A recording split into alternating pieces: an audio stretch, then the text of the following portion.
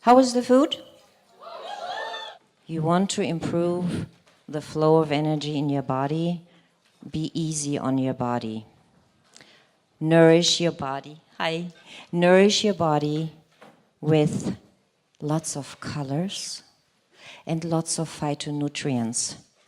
It is easy on the digestive system. If we don't have to invest so much energy into digestion, we can use this energy in our body for repair. And we all have areas here and there that may need some cellular repair. And thank you, Janine, for putting up with my vegan vision. Now, while you're all digesting nicely, something happened in the hall, which is exactly what I wanted to happen, so I want to share this. I wanted to make this space available for people to talk to each other, women to share with each other what they do, and voila, collaboration is already in the making.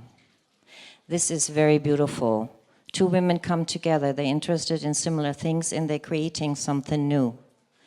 They're co-creating something new. This new creation will change a lot for them and hopefully for everyone they come in touch with. If the intention in this creation comes from the heart, we are good to go. The tummy is doing well, it's been nourished, it's been given attention, and I invite you to do the same with your heart. Imagine you could send some energy to your heart space, which is really the way I see it, the larger area around the heart in the upper torso, and just allow it to soften and fill gently. You can close your eyes or not, you can become aware of your breathing. And what if you will detect a little unique smile within that heart space? A smile that is ready to be expressed. What if you give that little smile right there in the middle of your heart space, give it the permission to rise up higher and higher, to rise up into your lips, into your cheeks, and into your jaw. And just allow that. And observe how that feels. Just a little smile. What if that smile really changes more than just the feeling in your cheeks? What if that smile can become like an esoteric body lotion, flowing all over your body, down your shoulders, down your arms, all the way down to your tummy, down your legs, all the way down to your toes. How does that feel? Once you get into this feeling, it is very easy to open your eyes and just smile at someone and share this goodness.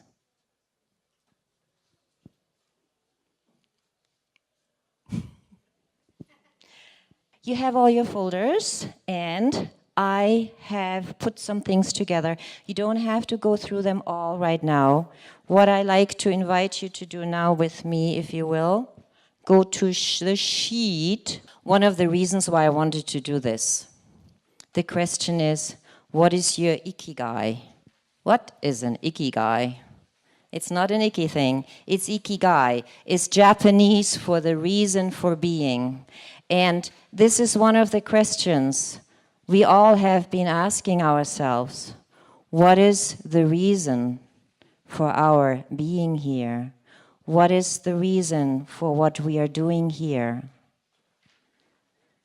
Now, this is a really nice visual, and you're going to take this all with you. However, this is not all. This is part one. There's another sheet with it, which is called the questionnaire, and I would suggest find somebody to take a few minutes. You don't even have to know each other, and just ask each other these questions. It has to do with finding out What is the reason of me being here right now? It may not be the one that I thought was the one 10 years ago. Most likely not. It certainly is not the one I thought it was supposed to be 20 years ago.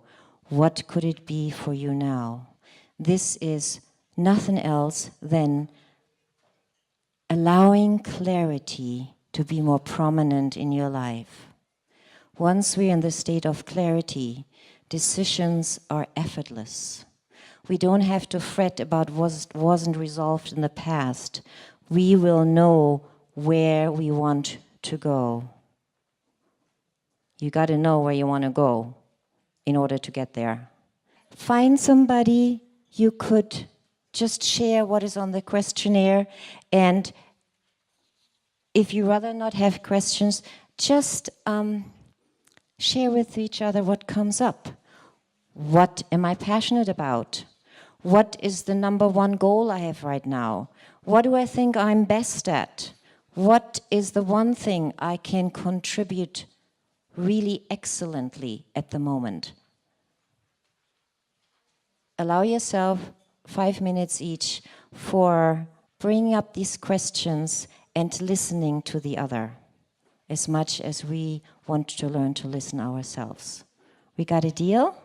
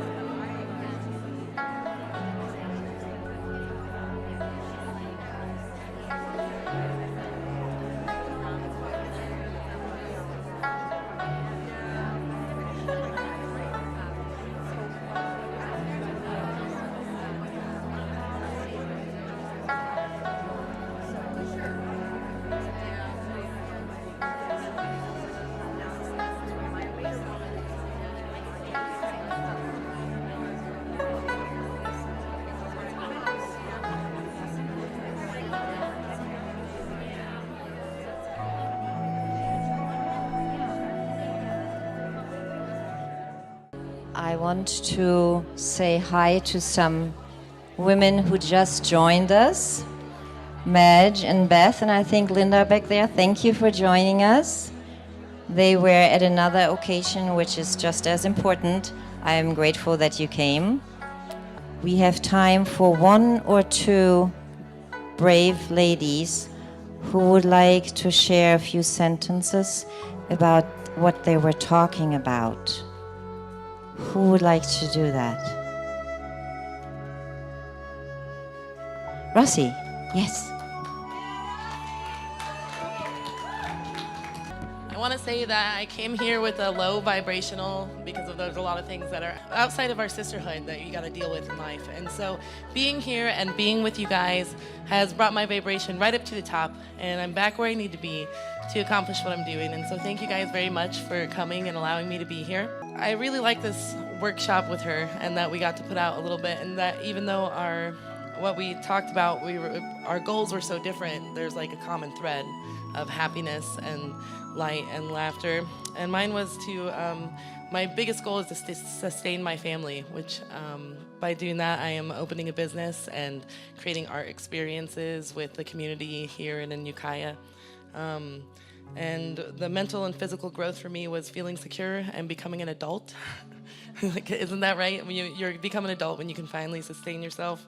And that it does benefit others, because by growing to be the biggest I can be, I'm also inspiring other people to do that. But in order to be what I want to be, I also had to look at the people that have already done it and become what I've become. And I feel like we use each other as stepping stones. Every breakthrough that I see with the women around me in business and life and matters of the heart is something that I can take and grab onto and know is available and know is possible, and be able to pull myself and all of us, because it's like a string through the community. You pull it up and it keeps on going and it brings everybody with it. And one of those things that I don't want to acknowledge, though, is I have to stop drinking, maybe overeating, all those things that I've been comfortable with, and then I allow myself as comfort when really comfort doesn't come from those places. Especially knowing that I'm going so big and so far now that every time I drink, it takes me 3 days to recover, you know? And I can't waste that time because I'm doing something, right? And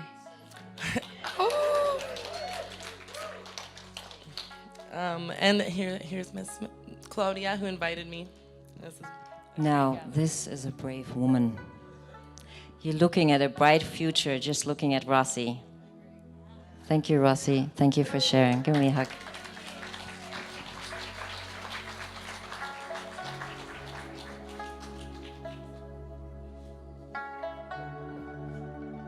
All right. Anybody else? Okay. Another hand for Rossi. This time it's for Rossi and all of us. It's for all of you who are here and ready and willing and eager and loving the growth that we all can have in front of us. If we choose so, it's a choice. And it's one of the choices that actually cannot be traded for money. And truly, the choice to grow, nobody can take this away from us. Nobody. So, who, where, what? Yes, of course. Come on up.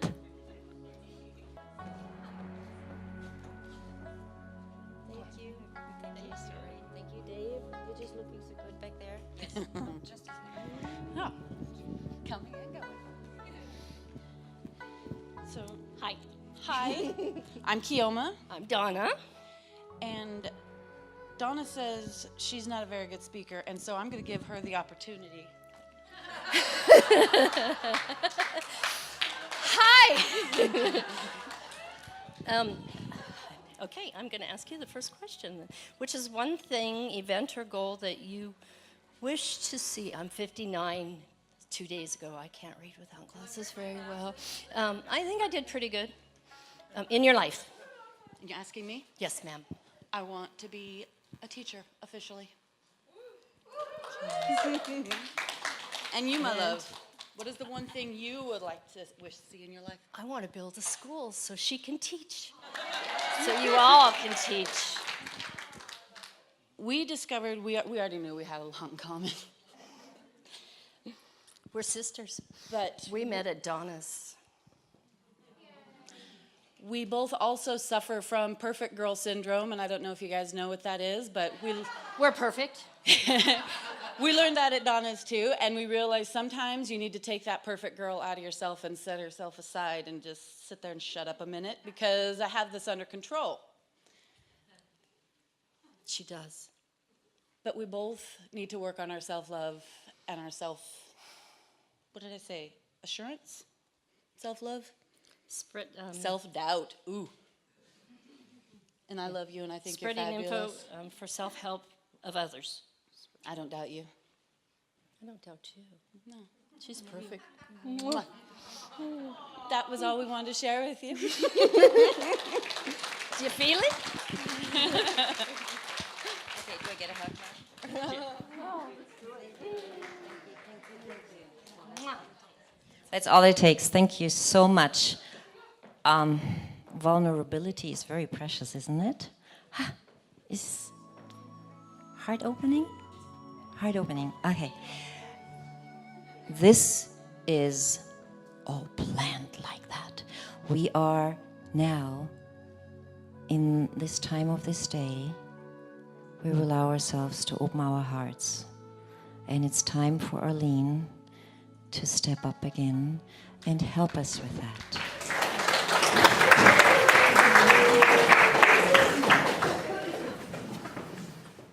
Well, I decided if I was going to help us light our fire, that we needed a flame.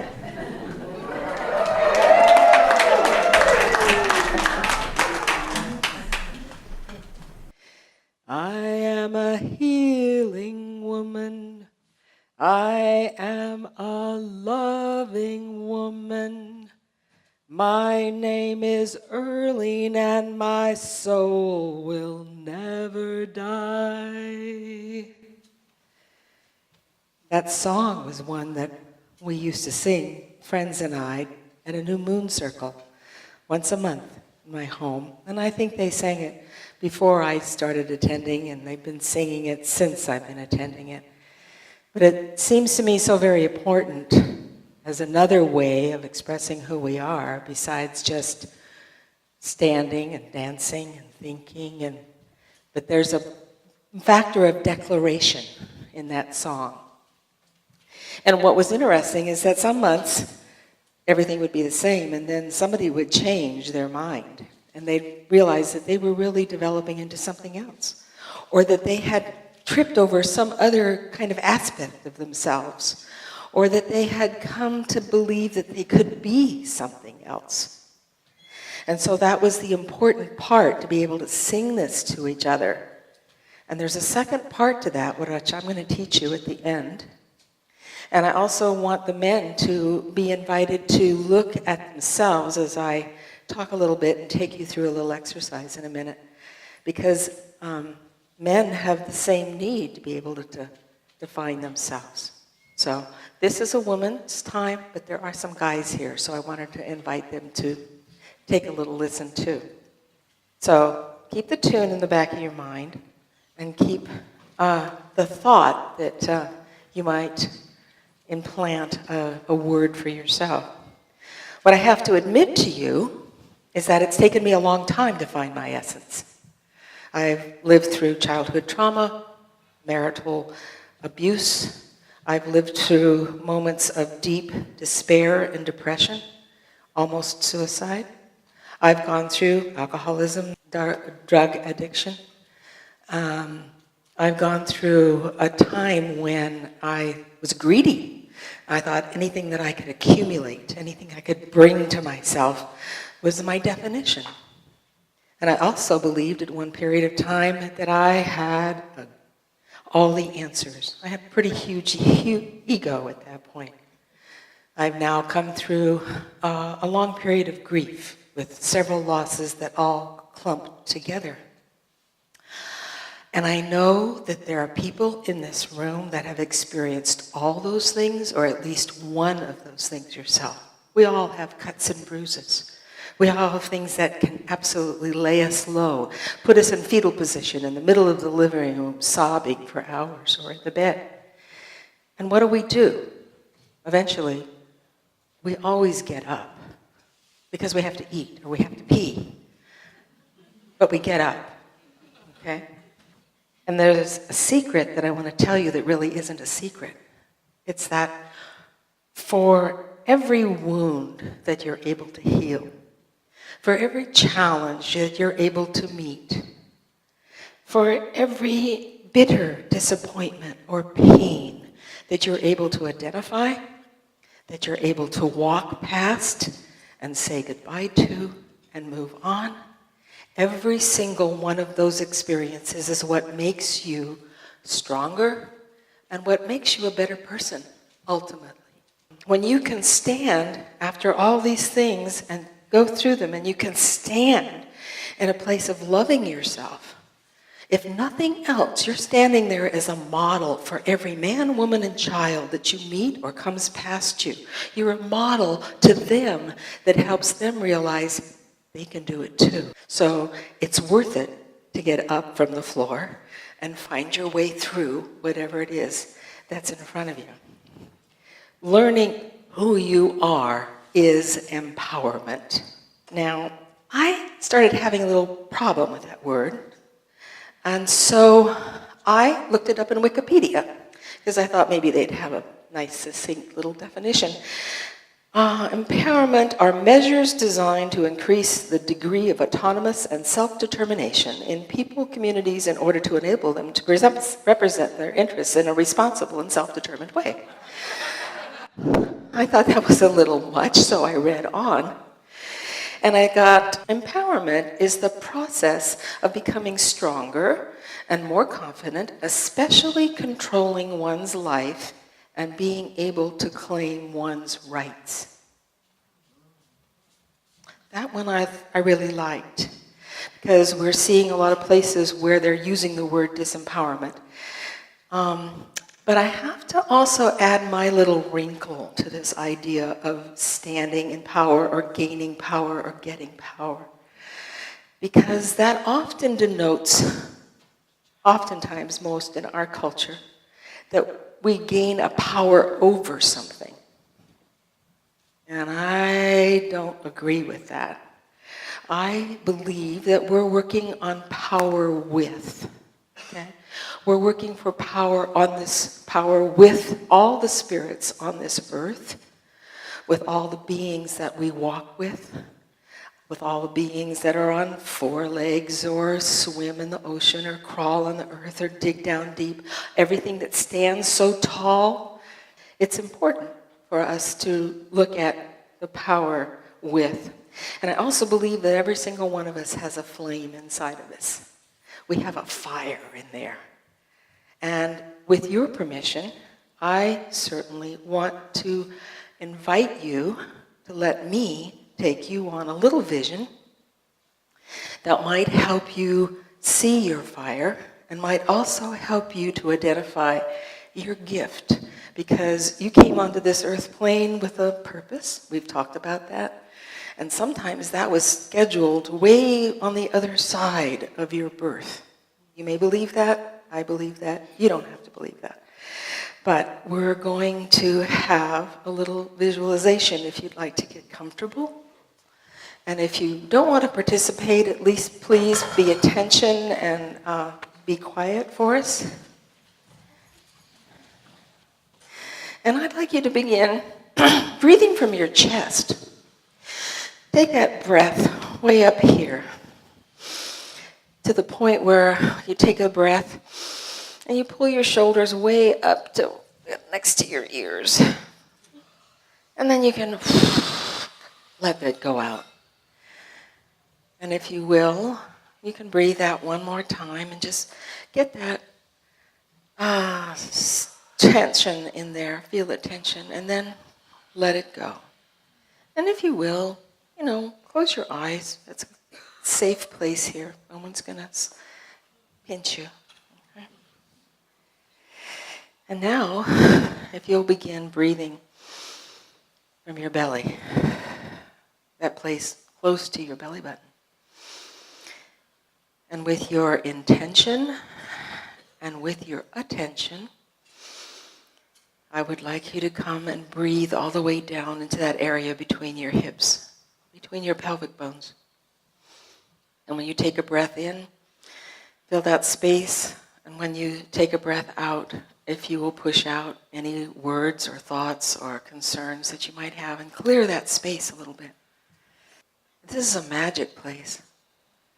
And if I asked you to say what you might see there, I would ask you to look and see if you might see yourself in a room or a cave. Is there slate-colored rooms, walls, or red clay, or is there earthen walls? Is there a door, perhaps, that you've decorated with diaphanous veils or with chains of beads, or you planted a bush or rolled a rock across the door for even more safety? And as you look around your cave, can you see some stones that might be in the circle for a fire pit? Because this is a magic cave. If you wish, you can envision that. And that can be part of your picture. It's also magic because if you want some wood, it will magically appear. And if you want a flame, it can come from some matches that are hiding somewhere or off the end of your finger. And now that you've created this, I'd like you to light your fire. This is your cave. This is your time. This is your space. And you can bask in the warmth of your fire. You can come here anytime you want, because this is the flame of your existence. You can promise yourself that you'll come and tender it anytime that you'll need.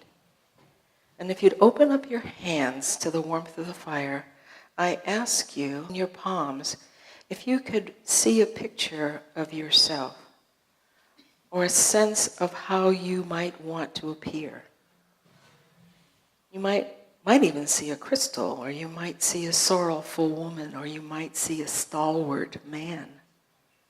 Whoever you see, I'd ask you to create a positive image of that. You might want to say, this might be your word. You might be a crystal woman, or you might be a sensitive woman, or you might be an honorable man. Somewhere there are a picture and there's some words that you can attach. So I'd like you to accept those words, accept that, and I'm going to have you begin to breathe again in this space. A deep, low breath. And then I would like you to come and then begin to breathe just with your chest. And begin to become aware of the floor beneath your feet and your buttocks that's sitting in the chair. And another big breath from your chest. And I'd like you to open your eyes. And I'd like you to give a shake. Just give a little shake. Okay? And I'm going to invite you to stand up. And I'm going to give another little shake. Yeah. And now I'd like you to find a partner. And you don't have to know that partner at all. Just find someone that you can sing to. And I'm going to help you with this too. I want to say that if you feel like you came up with nothing, if you come up with a blank page here, I want you to recognize that's a potential. And so you can say, I am a growing woman.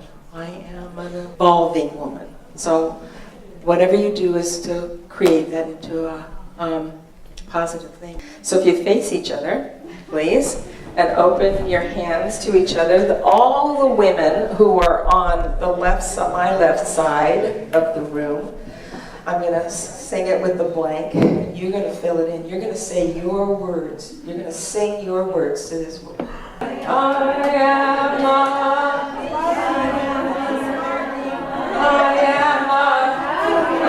woman.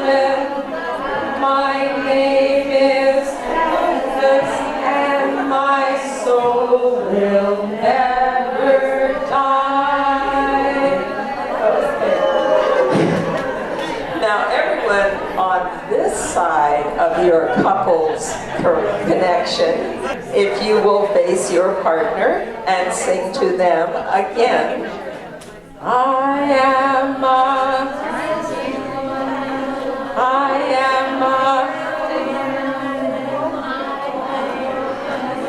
my name is, and my soul will never die. Okay. We have one more assignment, I'm sorry, but there's the second part to the song. You're going to be singing it to each other at the same moment, okay? And I'm going to give you the words now. I honor you, I empower you to be who you are. I honor you. I honor you. I empower you. I empower you to be who you are. To be who you are. And I'm now going to ask you to put your hands on your chest. And I'm changing the words just slightly to I honor me. I empower me to be who I am. I honor me. I empower me to be who Namaste. Thank you for your participation.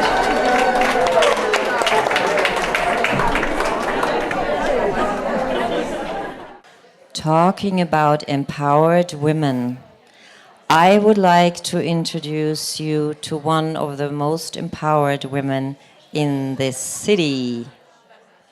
It's our Vice Mayor, Saprina Rodriguez. Well, that was really wonderful. Being here today really makes me think about how I feel empowered as a woman. We are all women, and I'm proud to be a woman. And I want to tell you a little story about kind of my journey in life, which I think for many of us women is the foundation of how we express ourselves as an adult. So as a child, I was born in the 70s, and I can recall growing up, my favorite t-shirt, and I wore it faithfully. My mom had to tear it off me to wash it, and it said Women's Lib. I know, very surprising. My mom was a single mom. I had 3 sisters. My mom worked 3 jobs. She was very busy. I was the oldest of 4, and had to take on a lot of early responsibility. Some might grow up bitter, others might grow up thankful. I grew up very, very appreciative of all that my mother gave me, and I think of the things that she gave me. She gave me kindness. My mom was a very, very kind woman, and no matter how little we had, we always had something to give. She was a hard-working woman. I told you she worked 3 jobs, so that's pretty evident of how hard she was willing to provide for her family. And then she always had love. I remember she had 1 day off during the week, and it was all about us girls, whatever we needed.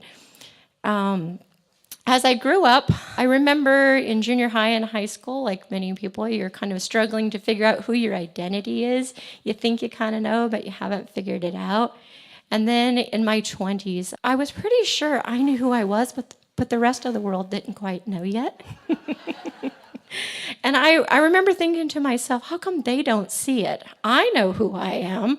And then I realized that the reason that people couldn't see who I was is because I was hiding it. Some of the times I wasn't brave enough to fully express who I was. And when opportunities came my way, sometimes I would sit in the back and hope that somebody would notice me, but opportunities passed me by. Then I turned 30. Oh boy, when I turned 30, I shook things up. My family had no history of anybody going to college. At age 30, I went to college despite my responsibilities at home. I played women's soccer with a bunch of 18 and 19-year-olds and shook things up for my husband, you might say, a bit. That women's lib within me really started to roar. And so there was some adjustment there. Shortly, I would say, yeah, about 4 months after I started college, I decided that I was going to open my first business. I had no money. I had a credit card. So I took that credit card and I started my first business and continued to grow. I was very fortunate that I have a wonderful family on both my side and my husband's family that supported me, and those businesses continued to do well. I think at one point we had 6 different businesses and very involved in the community. And then in 2008, 2009, everything started to crash and it started to come down.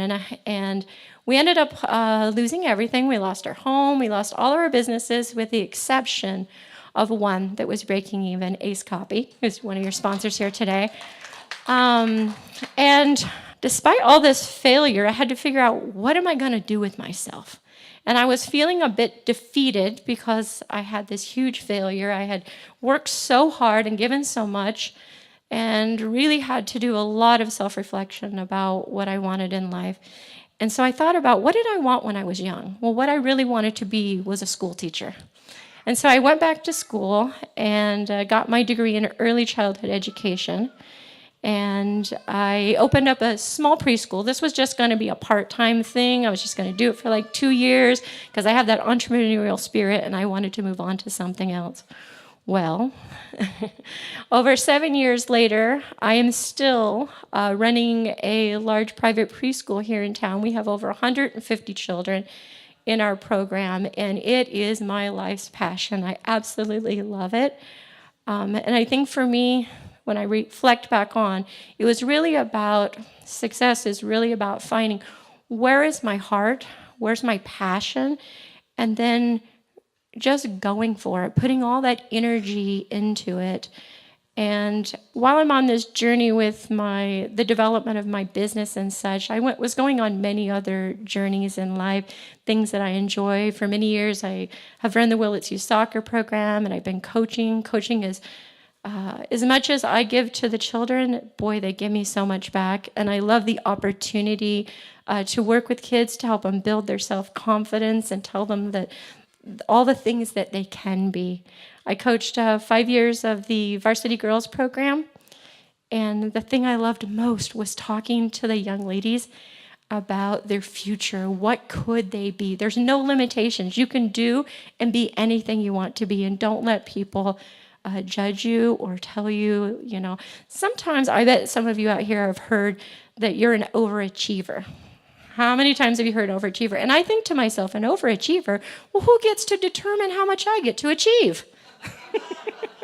I'm the only one who gets to determine that, and I'm not done yet. I can be a bit feisty. I remember the first time I went to buy a car by myself, and the salesman said, well, ma'am, we're going to need your husband to come in and sign on the loan. And I said, well, what do you need him to sign on the loan for? I'm buying the car. And he said, oh, don't tell me you're one of those women's lib. I said, shall I sign now or walk out? And I signed, and I bought my first car that day. I was very proud. As some of you may know, I've gone into the political arena, and I currently serve as a vice mayor for the city of Willits. And prior to that, 4 years on the Willits Unified School Board. And I love it. People ask, why do you do it? And I do it because I have a passion for it. I am excited about the opportunity to create change and to empower other people to let their voices be heard. And that's really the rewarding part for me. I hesitate to share the story with you, but I'm going to.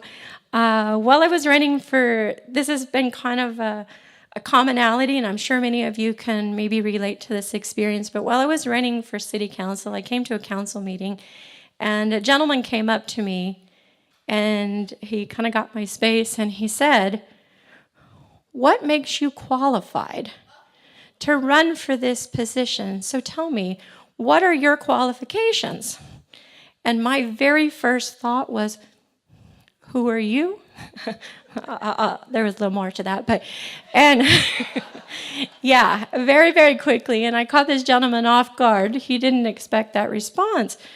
But often there's an expectation that we women are not qualified, or that we're not as entitled as others are. And we're very much equals, and I'm blessed to be married to a man who feels the same way, which is very, very rewarding, the rock that helps me to be myself.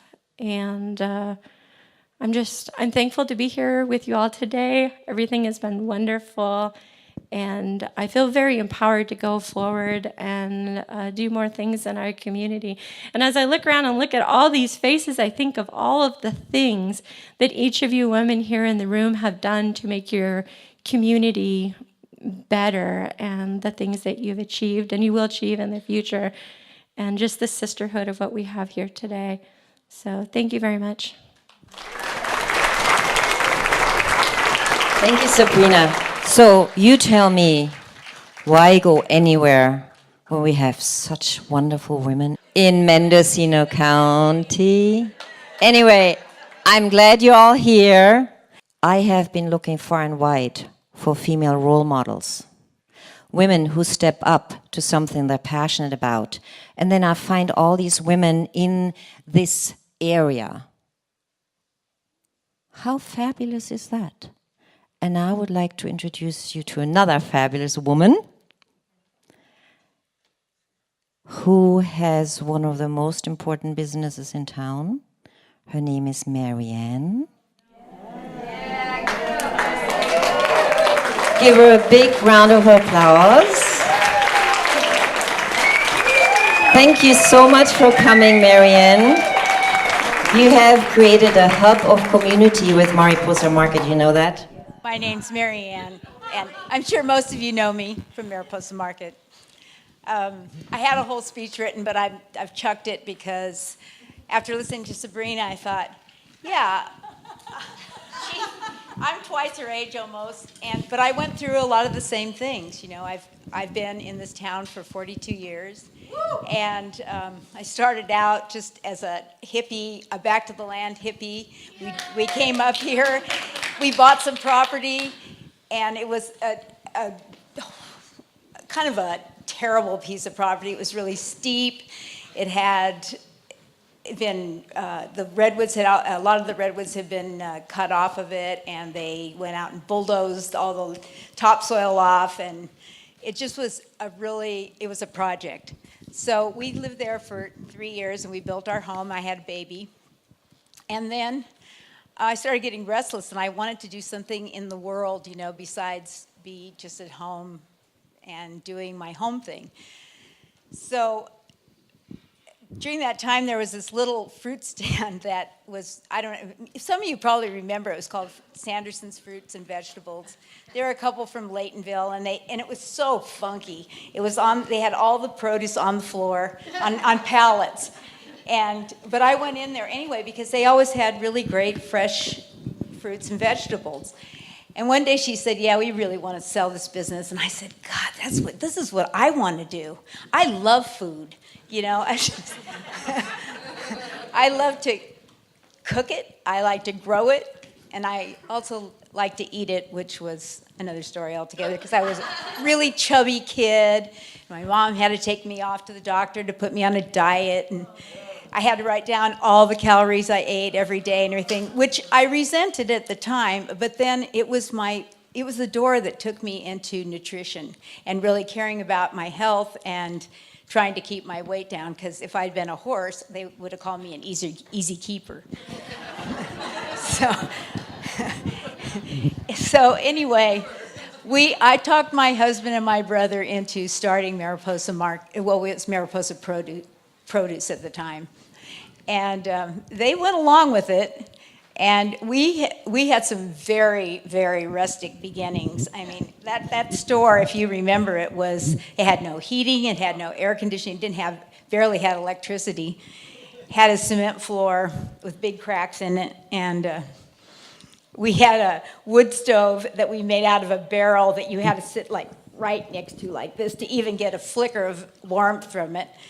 And then, of course, it's next to the old feed store. And there was also an ice house and a laundromat it was an L-shaped place. Anyway, so we started out, we were young entrepreneurs, you know, so we borrowed $500, we made our first produce run to Santa Rosa, and then we started scrounging fruit and vegetables from people's backyards, farms, wherever we could. We drove all over the place. We drove to Orland and found a guy who would sell us apricots. We drove to Anderson Valley, or Boonville. Is that Anderson Valley? Yeah, and got apples and corn and all kinds of stuff. And then we also met farmers from Potter Valley who started bringing us produce. It was kind of an American dream story where we started with bare bones, and now we have what we have today. My brother and my husband they bailed out of the business after a while, went on, and my husband actually told me that I would never make it as a businesswoman. I was like, just wait. That was all the stimulus I needed to really get going. So Anyway, Mariposa became a successful business. I mean, we started making money after a while. We added in bulk, and then we added in a chill department, and we added in grocery and a small health and beauty department. And then all of a sudden, the guy who owned that corner decided he was going to renovate the whole corner, and we had to leave, which is actually a blessing, because then we moved across the street to 600 South Main, where George's Gems is now. When we first moved there, I thought, oh my God, this is huge. We'll never fill this up. We'll never have to move from here. Well, we were there for 10 years, and there was lines out the door, and we were, bulging at the seams. We really couldn't accommodate as many people who wanted to shop there. So just about that time, the place next door came up for auction. They had taken, do you guys remember the Skunk Motel? Okay, so that was like a feed haven or something. It was a horrible place, and they just raised it to the ground, and then the guy couldn't pay the taxes on it, so it went up for public auction. So my brother and my husband and I went down there, and we bid on it, and we got it. We weren't even sure what we were going to do with it. In fact, we were kind of fighting over it. And then one day my brother just said, well, we should just build a new store, or you should just build a new store, and we'll be your partners. So that's what happened. It's kind of an amazing thing, really, because became Mariposa as it is today, which I never even envisioned in my wildest dreams. But when it started to really happen, I was like, yeah, this is what I wanted all along. It was like a real hub for the community. And I had so many wonderful women. I was so lucky to have so many wonderful women working for me. And I can't even take the credit for a lot of things that happened there, because I had so much able help, and I still do. I really don't know how it happened. I just know I got up and went to work every day. And that was my main thing that I did, is I loved to work, and I went to work, and I didn't let anybody push me down. I just, as soon as somebody said you can't do something, that was when I had to do it. So anyway, that's my story. That's the story of Mariposa. I want to retire.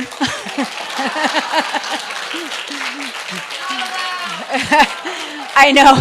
People freaked out when they thought I was going to sell the store. I heard you're going to sell the store. I'm like, oh no, I'm not. I probably will never sell it. I bet you I'll be like Opal Minor, and I'll be at 90 years old, and I'll still be there. So, yeah, I'll be with my walker and Zumba.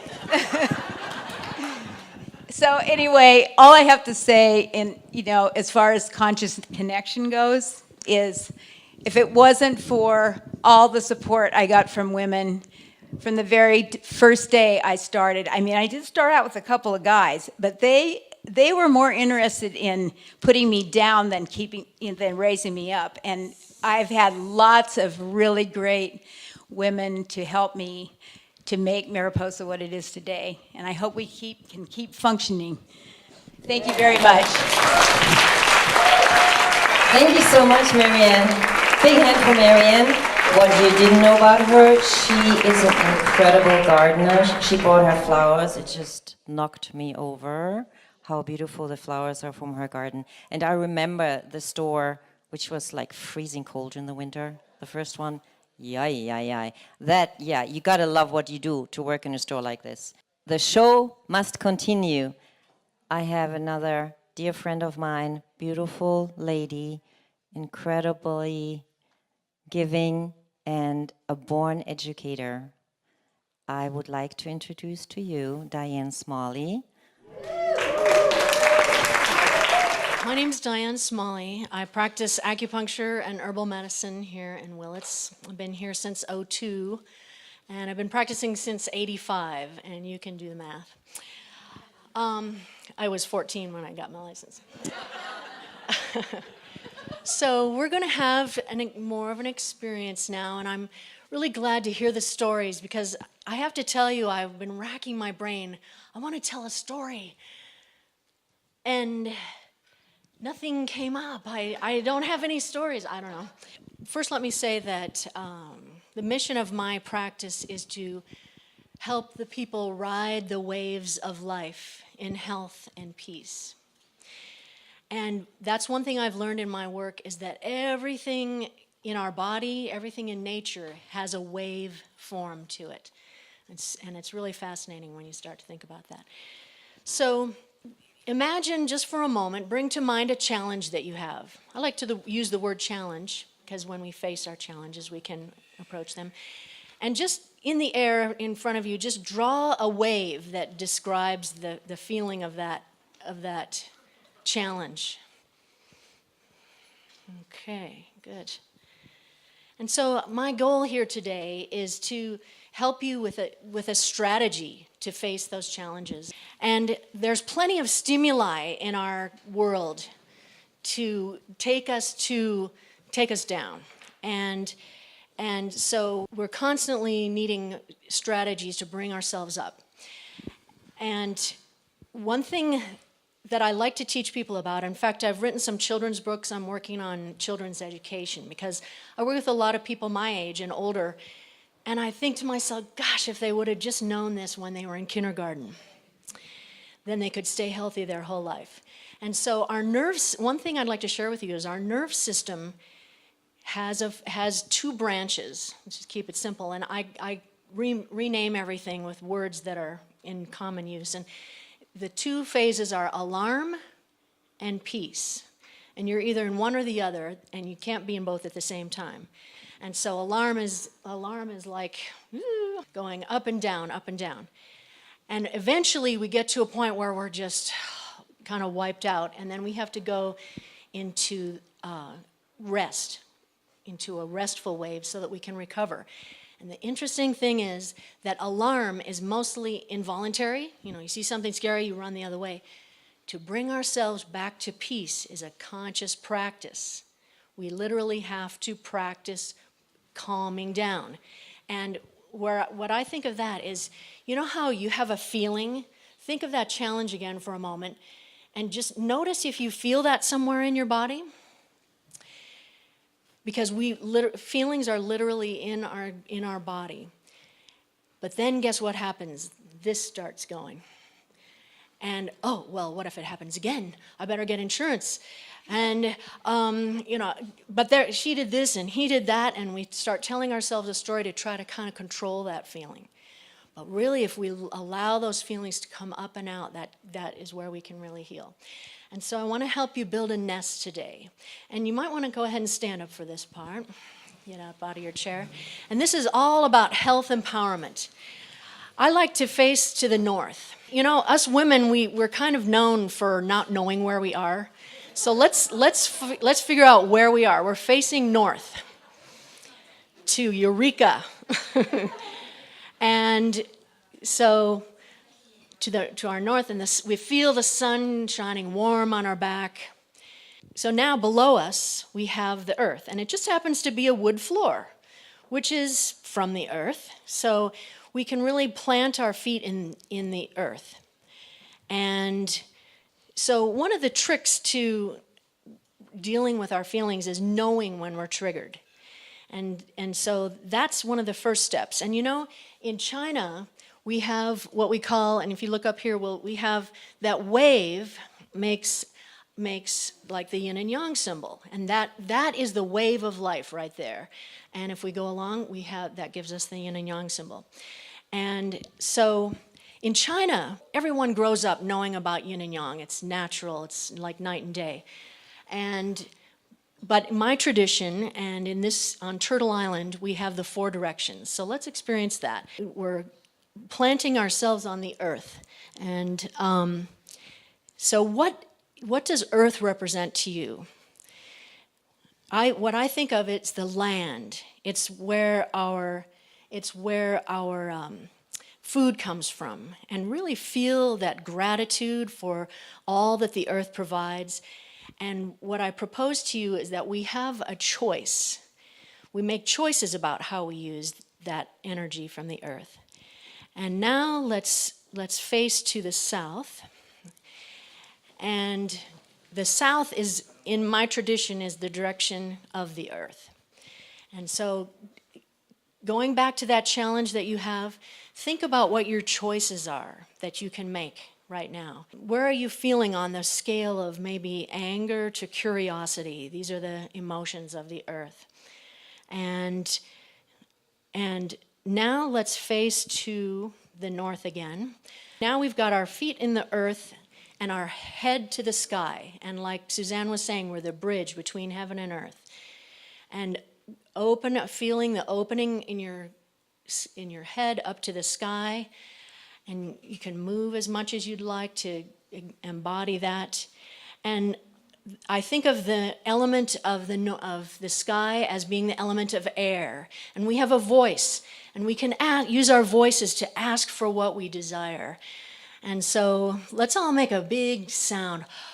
Ooh, something, and go ahead and ask something that embodies something that you desire. Just call out what you would like to bring into you. Yes. And now as we send our left hand out, we're pointing to the west. And so let's face to the west. And I love this room because this is where we do our winter solstice, and we paint the directions for the winter solstice. And as we face to the west, now we're in the realm of water. And we're connecting, imagine that ocean out in front of you. And the water, this is the yin, the true yin is the water. And to the yin, that's the energy of the kidney. The kidney is the filter for the water in the body. And where are you feeling on the scale of being fear or safety? That's the emotions of the kidney. And as we face to the west, we think about how we're caring for ourselves. And you might want to even say out loud, I'm caring for myself by drinking water. I'm caring for myself by getting plenty of rest. And appreciating that western direction and this direction of the setting sun. And now, turning around, we face to the east, and this is the direction of the rising sun. And just appreciating seeing the moon rise every month as it goes through her phases. And this is the direction of fire and our heart. And so we're feeling the energy of the sun coming into our heart and warming us. And in this direction, now we're in our heart and we're more in the yang energy, and we're thinking about how we care for others with love. And where are you on the scale between feeling hurt and love in your life right now? And then coming back around to, as we're thinking, we're right in the center. We're right in the center of our universe right now. And I encourage you to, if you like, this is the present time, and send a beam of energy from your heart straight out, as far in front of you as all the way out into the universe, and as far behind you out into the universe. Just see that beam of love coming from your heart straight forward and back behind you. And breathing that in, and as you exhale, it extends that beam of energy out to the universe. And now extend a beam of energy from the top of your head all the way out to the reaches of the universe, as far as it'll go, and then down into the earth, down into the center of the earth. And those two lines are crossing right now through your heart. Breathing in and exhaling that energy out just as far as that line will go.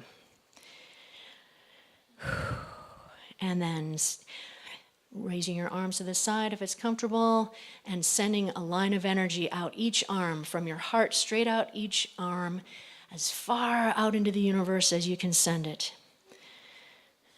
And as you exhale, right and left, and as we're standing here, that's north and south in our universe, and sending those beams of energy as far out as they'll go into the universe. And where those three lines intersect, that is the center of your universe. That is you. and allowing all, just being aware of all the flows in your body, the blood, the nerve, the lymph, the energy, and how they are supported by that energy of the universe. And they all come together in your body, heart, and mind. And this is empowerment of health. So now compare how you feel. Bring that challenge to mind again, and compare how you feel as when we first brought it up. And notice if you feel more peaceful or not. Just whatever you're feeling is always good. All right. Thank you very much. Thank you very much, Diane. Whatever you're feeling is all right. Whatever you're feeling is all right. I really like this. RESPECT. You remember that? RESPECT. Respect whatever you're feeling. Allow it. It's all right. The alternative would be to suppress this. We don't want to do this anymore. Marjo, come sing for us right now. Yeah, saturate, but not yet. Okay. Love is for love, but not yet. I got to teach him a little bit of something. Were you feeling like a nap? I'm feeling like a nap. So we'll just kind of, we'll just get woken up. It's just a little, I'll do a little thing. I just have two little things I want to cover. I want to share with you guys this free $4 deal. Two things. Yeah, I have Cotton's Classroom. I have these little books for early education, but it's really for anybody who didn't ever understand music theory and just went, music is not for me. I make a little book. It's Cotton's Little Book of Beat, and it pretty much just tells you all the basics. I can get a kindergarten class to clap through this and understand it, so I know you can clap through and understand it. And then I teach any two people to play ukulele together and understand in a very, very basic way what we're doing when we're playing music together. So it's not a mystery. I think it's everybody's natural born right. You have natural rhythm, as I said earlier. So anyway, I just wanted to mention this, and this was my very first prototype. I was teaching, some 67-year-olds who swore they couldn't do music, and I'm like, look, if you can count how many quarters to a dollar bill, you're in the band. And so I came up with a little pattern. I just want to, there's a count for 95% of the songs on the planet that we all like to sing along with. There's different timings, and they get real artsy and stuff, but basically everything is in a count of 4. And so we go 1 and 2 and 3 and 4, and then we do it again, and 1 and 2 and 3 and 4. Okay, so that sounds familiar, right, everybody? Okay, so I just put it in dollar form. So all these songs are in a count of 4, and then we do it 4 times. So there's a little pattern, and that's what they don't teach us. It's withheld information from kindergarten. So I'm here to just share this very empowering information that we didn't get, okay? And I just came up with it to try to teach I was like, how do you teach any age this stuff? And so that's how this is all coming out. But anyway, so you have a quarter, and I put 1, and then there's a plus after each quarter. So it's 1 plus 2 plus, so this counts 1 and 2 and 3 and 4 and then another dollar. 1 and 2 and 3 and 4 and 1 and 2 and 3 and 4 and 1 and 2 and 3 and 4. That pattern, this is like a verse. If I did this, I'm just going to demo this real quick. Come up closer. Row, row, row your boat gently down the stream. Merrily, merrily, merrily, merrily, life is but a dream. Okay? So basically, all the songs are built on this 4 count, 4 times. A verse will be usually this pattern, and then the chorus will come and it'll be this pattern maybe twice through. It's like that, okay? So what I just want to do with you really quickly is I go into a kindergarten and I go, who can count to 4? And they're like, oh, okay. And yeah, everybody can count to 4, okay? So let's say 1 really loud. 1, and then whisper, and 2, and 3, and 4, and, okay? Yeah, okay, so what we're going to do, we're going to go first, second, and third dollar is we're going to go ones really loud. And then the fourth dollar, we're going to go 1 and 2 and 3 and 4. So we know we're at the end of the pattern. And we're going to start the pattern again. We're going to go twice through, and we're going to end on the top of the pattern. We're all going to know where the ones are together. So this is a little nervous system connection. Okay, so what do you call it? Say your connection, conscious... Conscious connection creates change. Conscious connection creates change. Those are all those C's. Mm-hmm. I have count, clap, connect, and calm because it calms the nervous system. And so that just happened to be they were all C's. Okay, so anyway, we're going to cut. So let's do this. We're going to start here. I'm going to count us in. I'm going to go 1 and 2 and 3 and 4. And then we're all going to clap, count out loud, and then whisper. Loud, whisper, and then this one all loud. And then we're going to do it again. Whisper, out loud. Okay, everybody with me on the pattern? Let's do it. I'm going to count us in.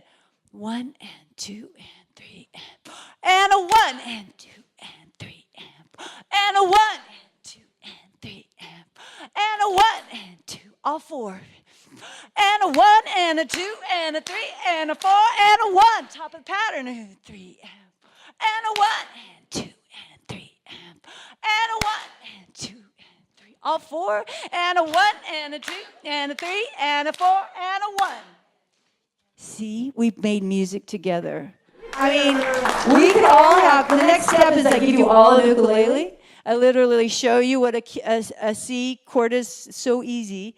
And I encourage you to get an ukulele and then let me do a group lesson or whatever so I can show you how to play music together really easily. C and F, I teach you 2 chords. And then we strum down on these. So we're going plink. We go C and 2 and 3 and 4 and a C and 2 and 3 and a C and 2 and 3 and then fourth one and a C and a C and a C and a C and then I say now we move to F and 2. So all of a sudden from clapping you're playing music together and it feels fantastic and it calms.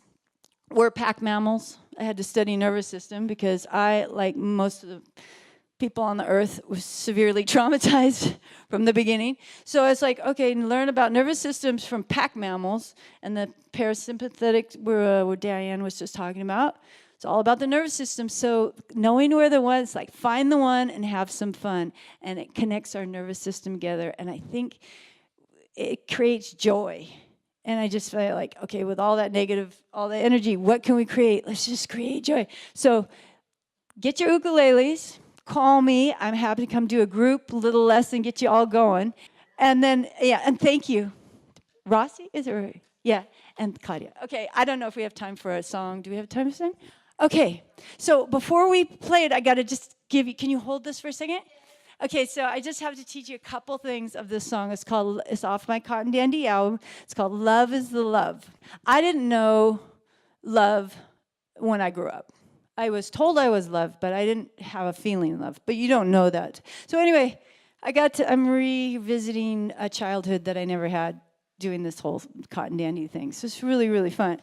Yeah, thank you. I finally got my innocence, my heart clear, and all this. Thank you for that. I wrote a song called Love is the Love. And I teach all kids, I'm trying to teach moms and grandmas and the kids these little sign languages. And even Mono is teaching me a little sign language, which is really fun too. But it goes, I love your eyes. And we go, I love your eyes, nose, nose, hands and tiny toes. It goes, smile and you laugh. And then it goes, I love you and you love me back.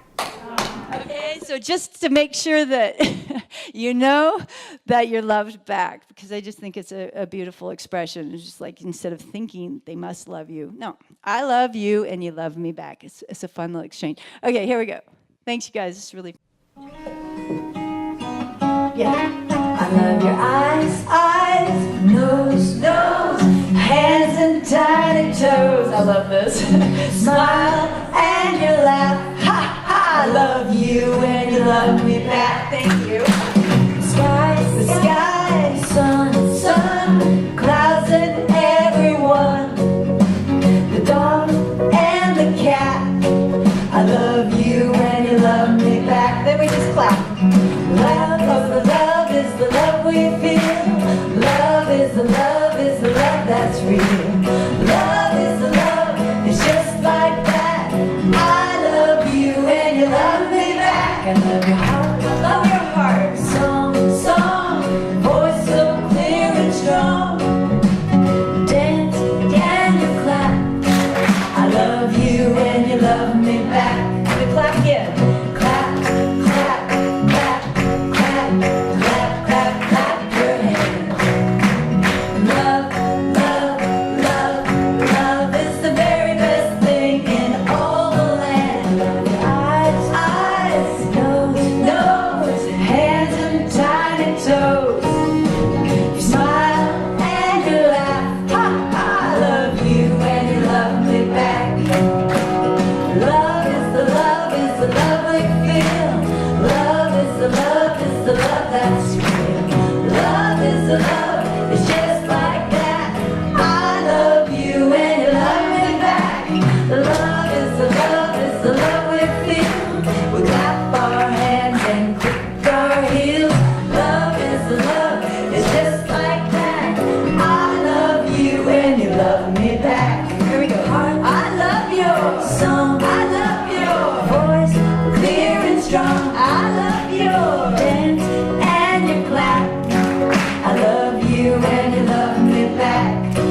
I love you and you love me just like that. I love you and you love me back. Thank you.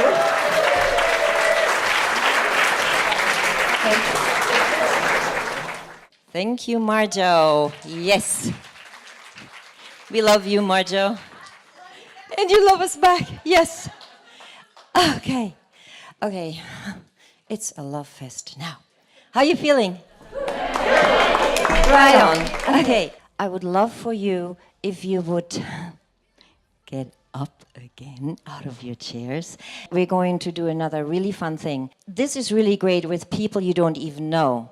Have you ever had this happen? Somebody you really don't know well comes up to you and says something really nice to you.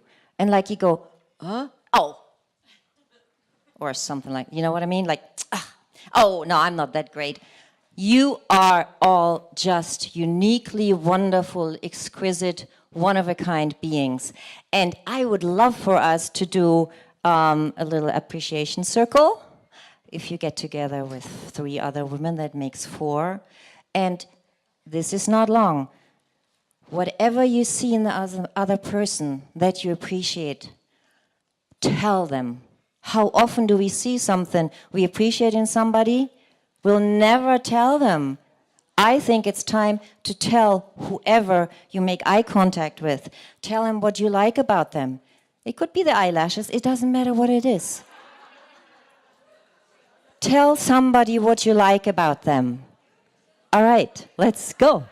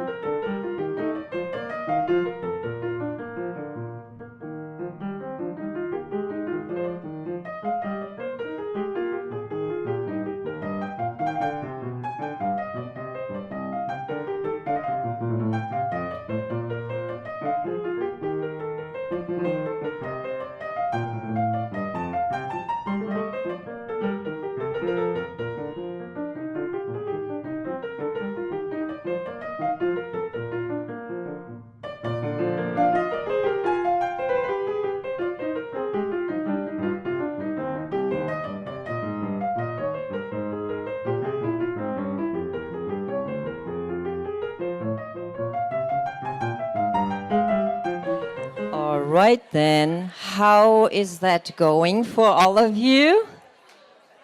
Did you get a chance to appreciate the one in front of you?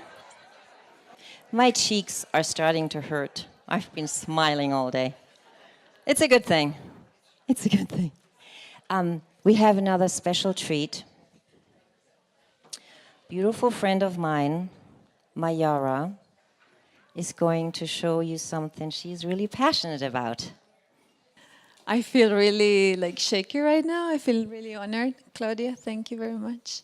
It just happened very spontaneously that I'm here, and I just landed from Costa Rica, where I spent part of my life. I'm from Argentina, and love brought me here to Willits because I fell in love with a guy up in the mountains. And I've been traveling the world and gathering a lot of beautiful practices to just be this spiritual being, or just to find myself and all of this.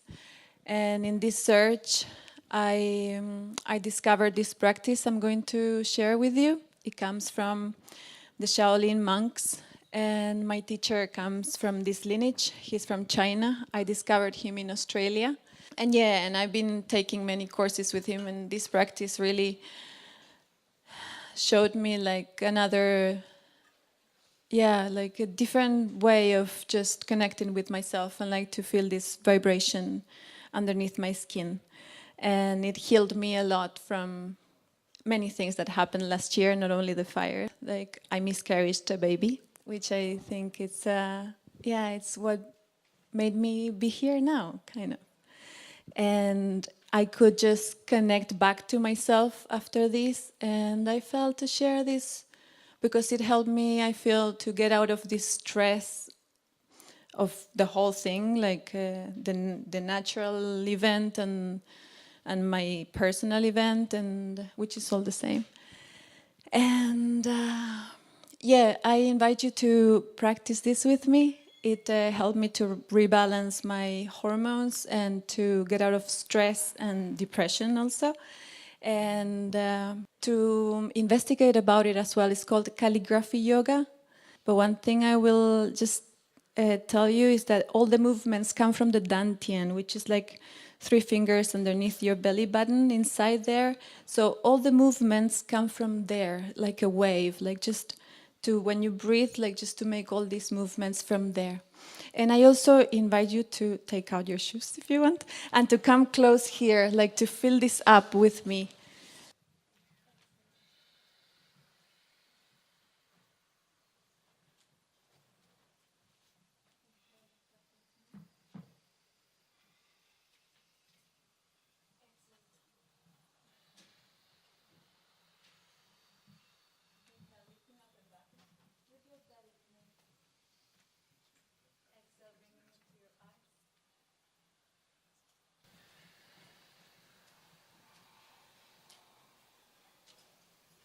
Inhale the bucket. Bring your fingers to your eyes and push. Inhale up and push. I invite you all to use your organs, lift them up. You will work with your digestive system here.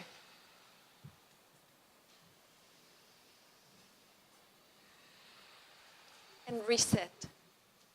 Lift up. Tippy toes. Come down.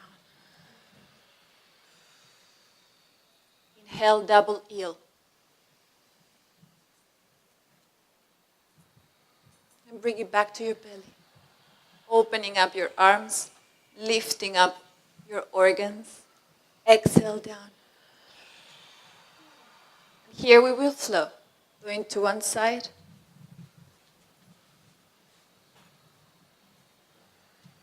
And to the back.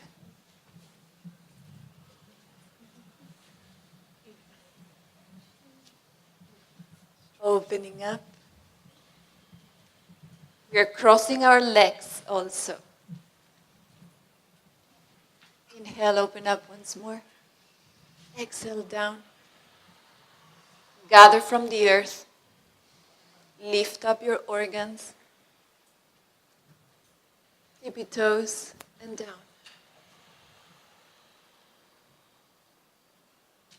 Inhale up once more. Start to feel all the heat that comes from your hands. Inhale up that bucket. Into your eyes. Push out once more. Using your belly here, your dantian, your power center. Doing this half an hour and you will rebalance your whole system. Your whole immune system will feel way better. Lifting up, you will feel joy again. We will lift up one leg and towards the side. We will go to the moon, grab the moon, lift it up, and come down with your arms onto your belly. Rub the moon onto your power center and wash your whole being with the moon. Inhale, bring it back up with your spine, with your shoulders, with your hands. Leave it there and come back with your whole being back to your center. Inhale, reset. Inhale, other leg. Lift up your leg with your belly. Taking the moon from the other side, bringing it down into your belly, bringing it back up.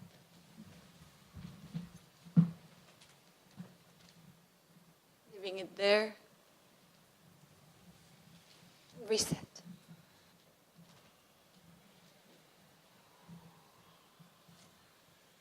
Flowing ribbon. This is a very kind of dancey exercise, but what you don't see is all the organs dancing, releasing toxins, activating your digestion. And again, you can dance it to one side, to the back,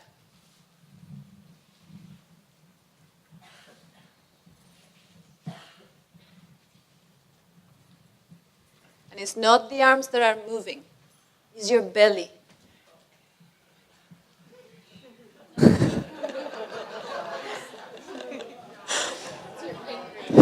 Exactly, all of it.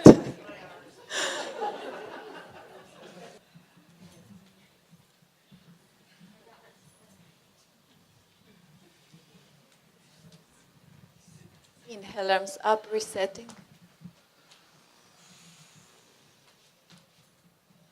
From your belly, moving your arms to the back.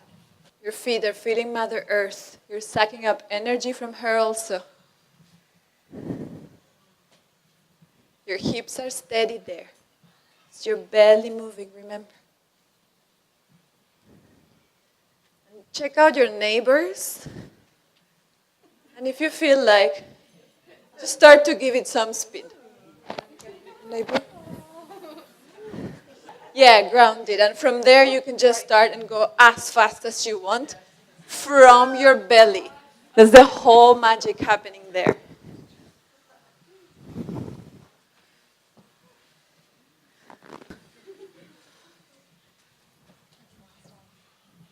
And slowly coming back to double eel. Do not stop suddenly. Just keep going with double eel.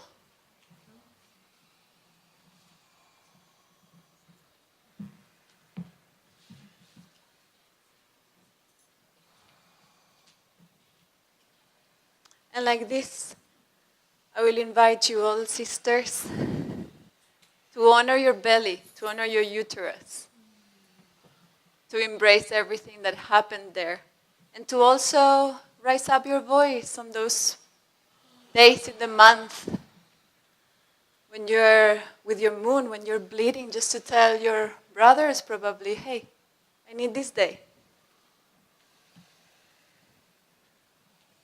And slowly coming back with your hands over your belly. Inhale, opening up your chest once more, resetting. Coming up on your tippy toes. And rubbing your palms together.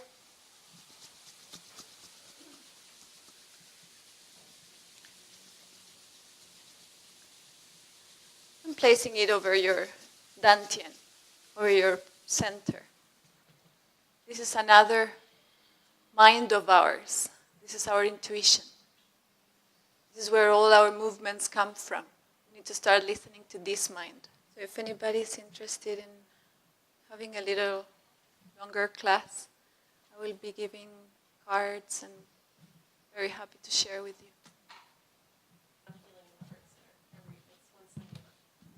Thank you very much. It's beautiful to see you all.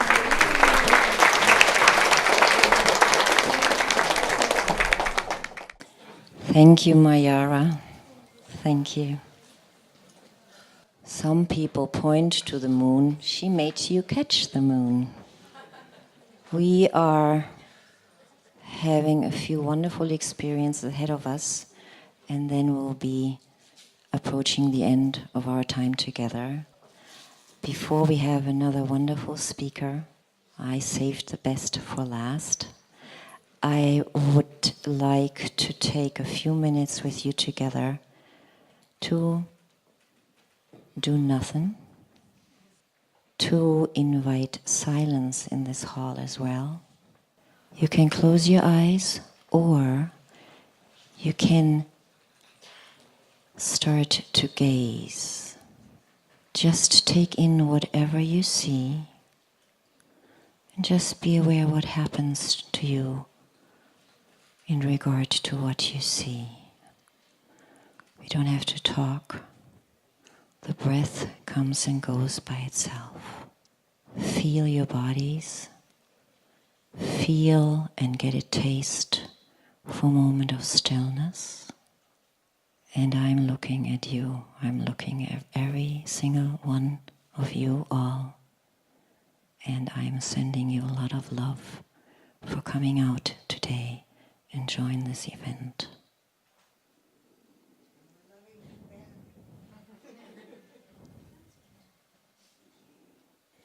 Let's take another deep breath all together and stay in this space with this feeling of your body. A lot of energy has moved here today, and it's all beneficial. You can use this to heal whatever was out of balance. All right. Without further ado, a woman I'm very grateful to know and consider one of my mentors is going to spend some time with you right now. Carlin Diamond.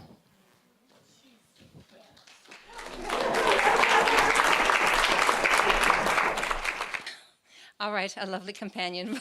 It's the most beautiful mic stand I've ever had a chance to take. I am just so humbled and honored to be in your presence. This has been a magnificent day, and I want to welcome the people that have come in from the mitigation lands and our gorgeous drummers over here, and just give you all the beautiful energy we've stirred up this whole day and include you in it. Thank you for being here. I have something for you on the back. It's a blessing. I'd like you to take one with you when you go home. You are deeply appreciated for the gifts, talents, and resources you have given so freely to your family, your community, and to the world. Thank you for your profound contributions. I am a better person because of your presence in my life.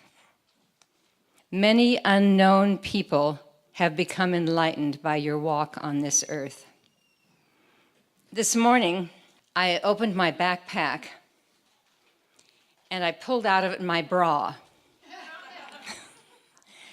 You may wonder why my bra was in my backpack at my age. After I left here yesterday, I'd had about 4 days of feeling a little off. You just know something's not quite right in your system. We'd been traveling a lovely road trip up to Oregon, saw family, and just had a great time. But I had this kind of funny feeling in my chest and just knew something was kind of off. So 8 o'clock last night, Sweet Jed and I went over to the emergency room. I've known Dave for over 40 years. I was a baby then. Yeah, oh, he's just a child. You're a child. So we spent 4 hours or so over there. I had very rapid, like double my pulse, kind of trauma going on, and my blood pressure was very high. I have an irregular heartbeat anyway, and I have PVCs, which means you get little extra beats in your heart. So I'm kind of always a little aware of my inner anatomy, but I'd never had it be quite so severe as this. And I'm telling you this partly because I want you to know where I'm coming from and where I am right now.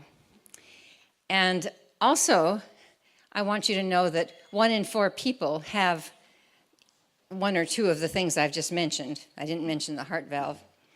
But this is kind of the eldering process.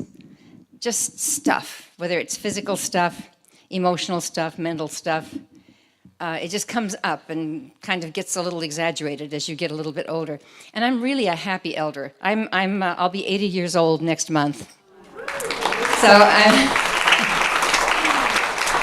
And this is absolutely the most peaceful and loving and sweet time of my life. I am celebrating my 39th wedding anniversary to my 3rd husband. We just thought, well, may as well just stay here and do it this time. I'm delighted with the perspective I have as an elder, and especially in this community that I've adopted as my home. It's been quite a journey to this point. Our lives present us with so many opportunities for growth, and I'm finally of an age where I can appreciate the process, instead of waiting for the goodies at the end of the process. And I have a story for you today that's a very common one about a butterfly and about process. There have been many hard passages and a lot of self-doubt along the way, self-doubt about my choices and so on. And I'm really not there anymore. I'm in a place of deep appreciation for all the choices I've made, for all the lessons I've learned, for the whoops and jingles of my physical body and my emotional body, my mental body. The emergency room is really beautiful, by the way. What paintings from our community throughout that emergency room, and what sweet people, just so caring. So don't worry if you really have to go there. They give you a few meds and then things settle down. So we just returned from a journey of visiting some of our 6 children and some of our 17 grandchildren, to give you a little of the scope of my karma this lifetime. We went up to Oregon, visited, ate, slept, talked, just had a wonderful time. And so I was kind of thinking about, I think generationally a lot. I have a very large family, an adopted family. And so I think a lot about what we pass down and traits and so on.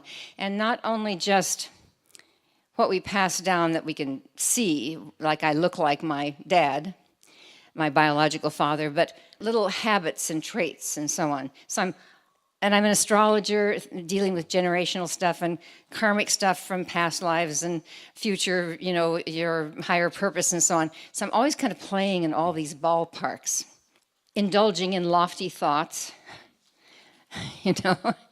basking in my elder perspective until it comes kind of crashing down with something like this atrial fibrillation or something, and I start worrying about strokes and how do I want to go and all that kind of stuff. And okay. So I was reading a book while we were traveling in Oregon, and it's called The Butterfly's Daughter by Mary Alice Monroe. And the top of her chapter, she has the journey, and a much more accurate and detailed journey than I realized the butterflies go through, the monarchs. They have a very special migration pattern. I saw the rich generational patterns in the descriptions of the butterflies' migrations to Mexico and back over several generations, remarkably like our own journeys. I would like to take you on a little journey of being a monarch butterfly today and using her butterfly story in the process. So in this story, some of the details may seem new to you. As you're listening to this tale about their lives, imagine yourself as an orange and black monarch living and dying and being reborn again and again, passing your wisdom on to the next generations so that they may be strong and knowledgeable to continue their journey for their children. This is a tribute to your unique and magnificent journey on this earth. Rest assured that you are doing it well and that we are all beneficiaries of your presence and wisdom. Each fall, millions of delicate orange and black butterflies fly more than 2,000 miles from the United States and Canada to overwinter in the mountains of central Mexico. The annual migration of the monarch is a phenomenal story, a miracle of instinct and survival. Imagine for a few moments that you are one of these tiny but mighty creatures on their life path. The Rocky Mountains divide the migration pattern. Generally, monarchs west of the Rockies travel to small groves of trees all along the California coast. Monarchs from the central and eastern Canadian provinces and the eastern Midwestern U.S. fly south to the forests in the mountains of Mexico. But they're the same species. And just imagine these little tiny fragile creatures, little butterfly. That's you and that's me. Little fragile, vulnerable creatures. Monarch butterflies that emerge in the fall are unique. Butterflies that emerge in the spring and summer live 2 to 4 weeks. But the fourth generation monarchs that emerge in the fall do not mate. They follow their instincts and migrate south, called the Methuselah generation. They live for 6 or 7 months. In the world, no butterflies migrate like the monarchs of North America. Their migration is more the type we expect from birds or whales. However, unlike birds and whales that make the round trip, it's the monarch's great-great-grandchildren that return south the following fall. You ever wonder why you chew your oatmeal like your grandpa did, even though maybe you haven't met your grandpa? The intergenerational and genetic material is fascinating, and these little monarchs have a lot to teach us. Monarch caterpillars eat only milkweed. Adult monarch butterflies sip nectar from flowering plants using a sucking tube that resembles a soda straw and is called a proboscis. You can see it coiled under the monarch's head when not in use. The journey south is difficult and filled with danger. Often the monarch's wings get torn and damaged, but they persevere. Migrating monarchs journey throughout their extensive breeding range. However, over half of the monarchs breed in the corn belt of the Midwest. Thus, most years, large numbers of butterflies can be seen migrating through the region in the fall. How do the great-great-grandchildren of the butterflies find the overwintering sites each year? Is it instinct, genetic memory, the mother-daughter cell? How their homing system works is one of the many unanswered questions in the butterfly world. Fat in the form of lipid proteins not only fuels the monarch's flight of 1,000 to 3,000 miles, but it must last until the next spring when they begin the flight back north. As they migrate southward, monarchs stoop to nectar, and they actually gain weight during the trip. No logic there. Monarchs begin their epic journey as individual butterflies. They are joined by tens, hundreds, thousands, and tens of thousands of other monarchs, all traveling to the same destination. Sounds like us, huh? During the day, they feast on nectar from favorite flowers, and at night, when the light fades and temperatures drop, they roost close together in trees for warmth. The weather presents many dangers for monarchs on their journey south. If it is too cold, they freeze and are unable to fly. Too hot, they get overheated and are unable to fly. Too much wind, they wait. If the butterflies linger in one place too long, they won't be able to complete the journey. During their long migration, monarchs must stop to rest, feed, and drink.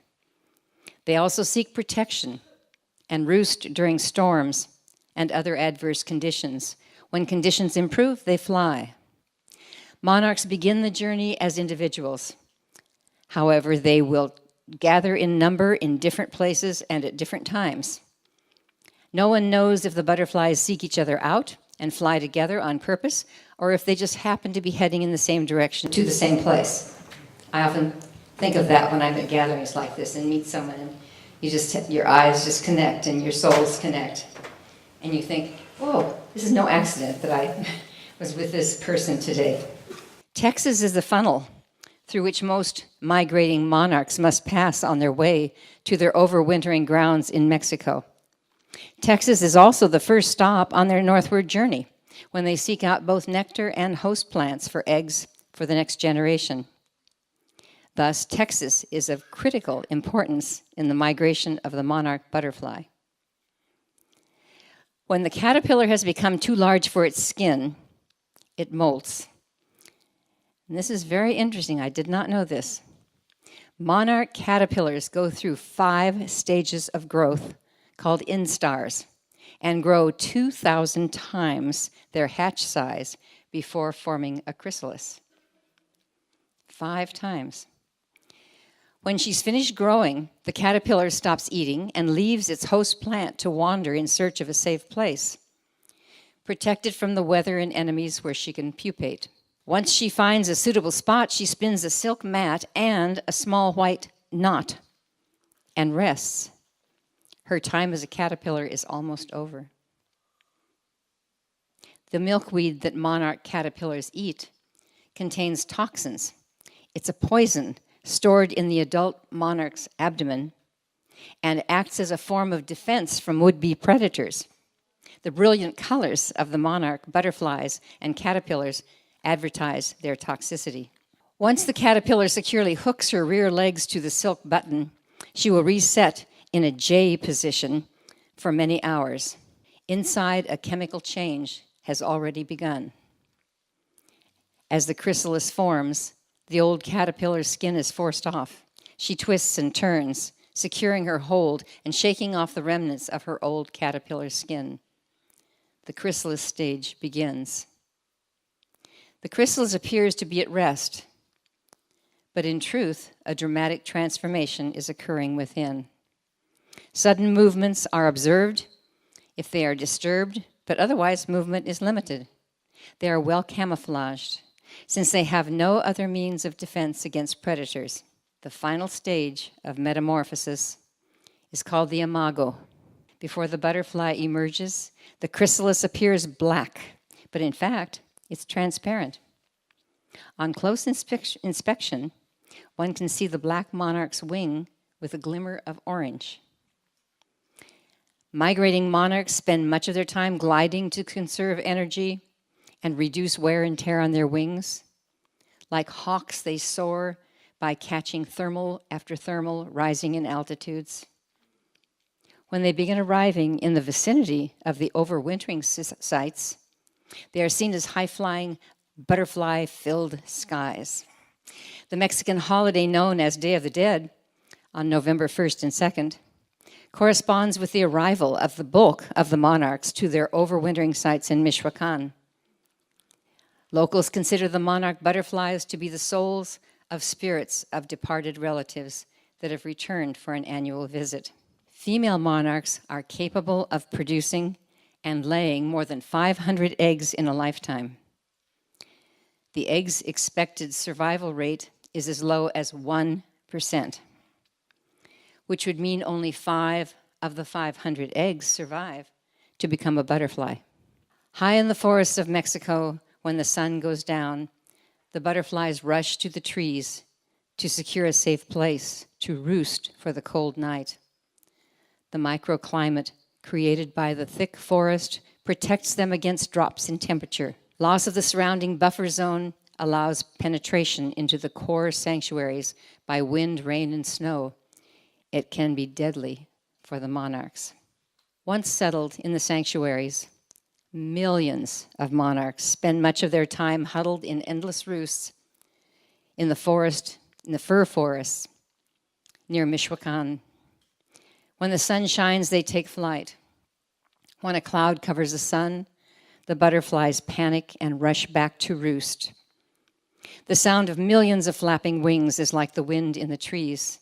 The monarchs that survive the migration south and the long winter in Mexico will face similar dangers on their migration north in the spring. They fly out of the sanctuaries in search of milkweed on which to lay the eggs for the next generation. Each butterfly carries a microcosm of all the generations of the entire population. Thus, this remarkable cycle begins anew.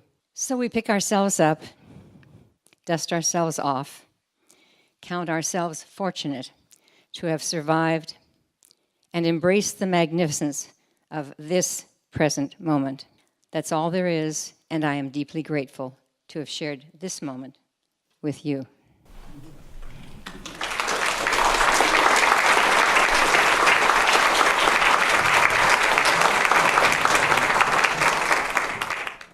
Thank you very much. Now we are changing the pace a little bit. I would like you to move the chairs back a bit, and we are going to create something like a circle under the guidance of the mayor of Willits, Madge Strong. She's going to teach us something. While we're setting up a little space for the circle, Kioma has a message she would like to share.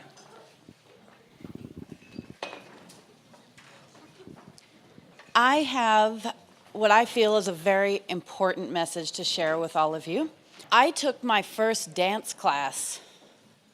I walked into a class with a person in a woman's body, and I left my first dance class as a woman in my own skin. And when I'm passionate, my voice shakes. But when I want to express and be that woman, the more shaking, the better. And I want to encourage everyone, because I've heard people my whole life say, I'm not a dancer, that's not my thing. And I'm just gonna tell you that's a bunch of crap, because we're all standing up and down. I want you guys to stand up one more time, and we're gonna solve a problem right now. I want you to picture your name in your head, and we can all write cursive, right? I want you to write your name in the air with your butt. And I want you to underline it. There. That's my name in cursive. Problem solved. Find a Zumba class, find a class, dance in your kitchen. These next people you're gonna see change my life, and they can do it for everybody. Thank you very much. And yes, these people have joined us this afternoon. These are our awesome friends and dancers from Laytonville. Yes, this county is spectacular. Okay, show your faces, Laytonville friends. Where are you? Come on, show your faces. Thank you. Thank you. Right on. Come on up and make a circle, or maybe we'll have two circles, concentric circles. Well, first of all, I just want to say I really appreciated Saprina, who is the vice mayor of Willits, talking about public service and trying to do what's right for our community and standing up for what we believe in. And she has been a kind of a role model for me, because early on, well, I've been on the city council for 5 years, but one of her first meetings, she kind of turned to me and said, stand up for what you believe. Don't just say, oh, well, maybe that's, you know. So anyway, I want to advise all of you to do that. It isn't that you're always right, but you always have the right to your opinion.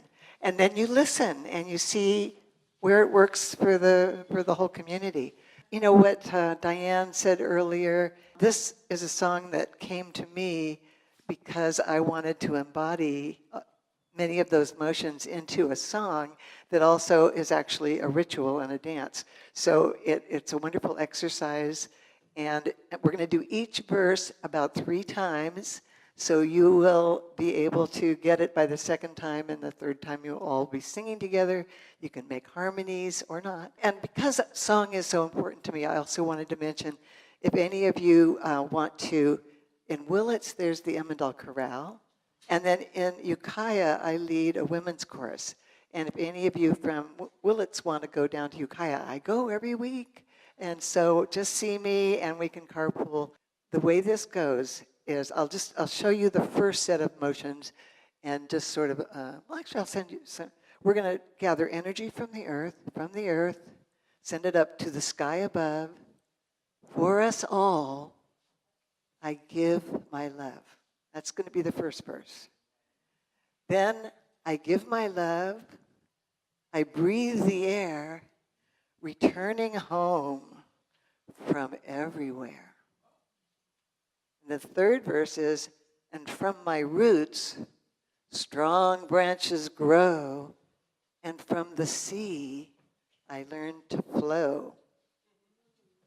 And then the fourth and last verse is going to be joining hands. That's why we need the 2 concentric circles. And we're going to go in, we are the flow, and then we are the ebb. And then we're going to go in a clockwise circle, we are the weavers, we are the web. From the earth to the sky above, for us all, I give my love again. From the earth to the sky above, for us all, I give my love. One more time. From the earth to the sky above, for us all, I give my love. I give my love, I breathe the air. I give my love, I breathe the air, returning home from everywhere. And add harmonies if you feel like it. And give my love, I breathe the air, returning home from everywhere. I give my love, I breathe the air, returning home from everywhere. And from my roots, strong branches. And from my roots, strong branches grow. And from the sea, I learn to flow. And from my roots, strong branches grow. And from the sea, I learn to flow. One more time. And from my roots, strong branches grow. And from the sea, I learn to flow. Join hands, we are the flow. We are the flow. We are the air. We are the weavers. We are the web. We are the flow. We are the air. We are the weavers. We are the web. One more time. We are the flow. We are the air. We are the weavers. We are the web and place. We are the weavers. We are the web.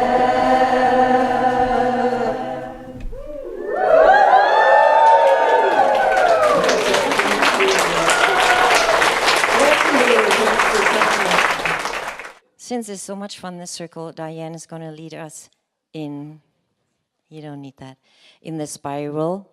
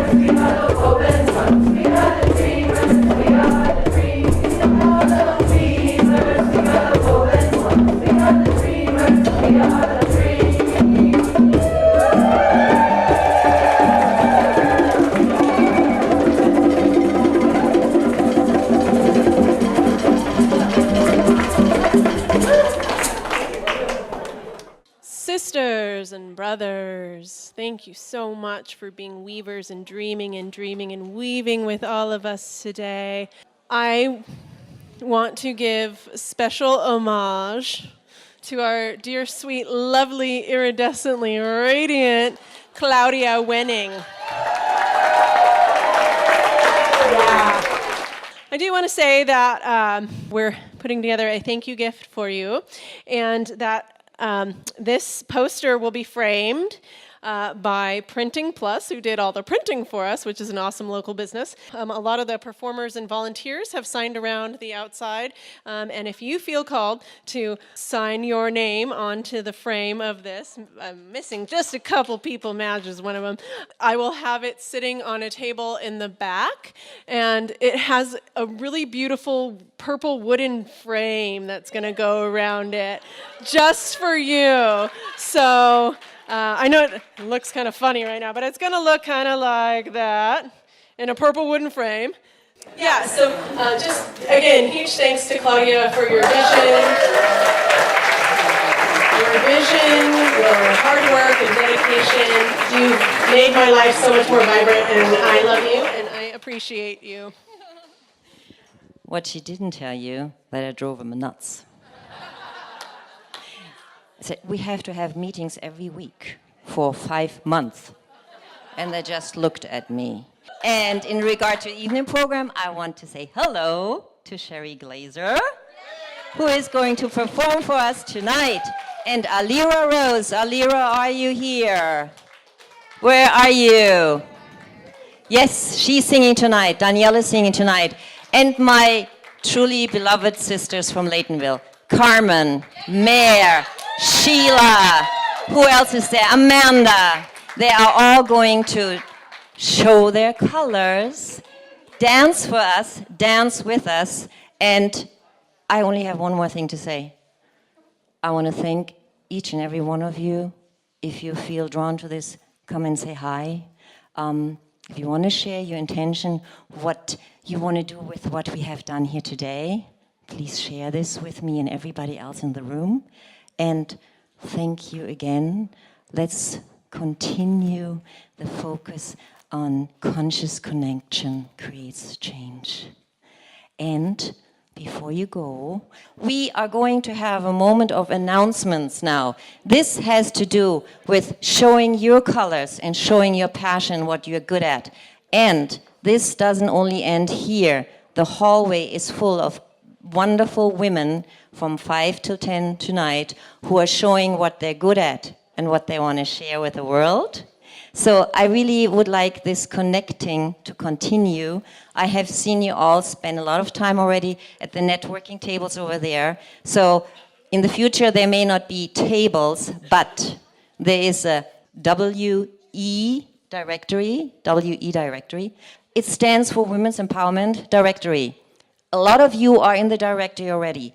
If you want to reconnect with somebody you met here, the directory will be online like this is the marketing and computer wizard, my friend Ian, who has been very instrumental. He basically said to me, oh, you can do this. So we did it. I love you all very, very much. Very much. Thank you for coming. And whatever you have found here that resonates with you, take it out in the world and share it whichever way you think it's right for you, with a smile, with a hug, with a letter, with an email, with a text, with a message, with some special dinner for somebody who might be too tired to cook. Whatever it is, a song for the kids. By the way, again, those childcare ladies down in room 4. I mean, wow. Childcare, I think we had 12 or 14 kids there. And of course, it's like a topsy-turvy place, but we knew that because Michelle and I were going to have to put it back together again. If you want to see us any other time, that's where we hang out. I have an event. This is this 5th year. It's called the Family Sustainability Herbal Weekend, and I'm holding it at my little tiny farm this year. And so it's at www.familysustainabilityherbalweekend.com. Thanks. Thanks for having me.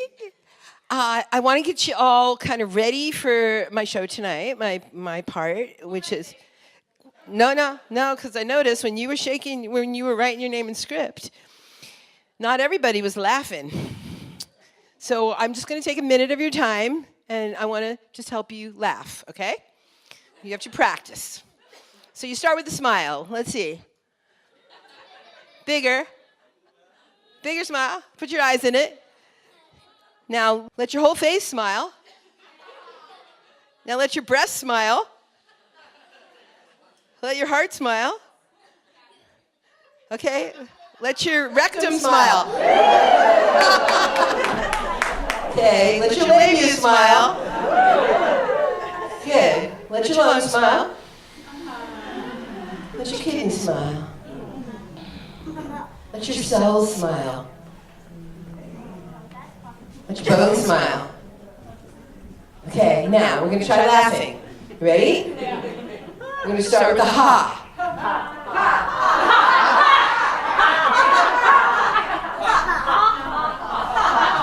Okay, we're going to try it 5 times fast. Now what's going to happen is you're going to catch a wave. Okay? Try it again 5 times. Let's try he. Try to chest.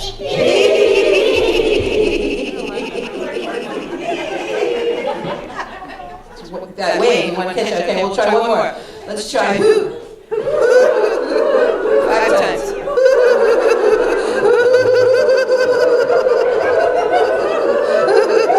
Let's try them all together.